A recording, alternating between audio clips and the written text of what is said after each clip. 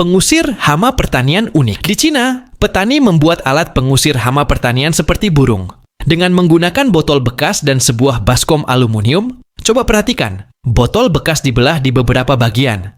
Kemudian dibuat seperti baling-baling kipas di setiap bagiannya. Seperti yang terlihat di dalam video, botol akan berputar mengikuti gerak angin. Sebuah besi yang digantungkan akan menghantam baskom secara teratur. Suaranya akan mengusir burung pengganggu petani secara otomatis.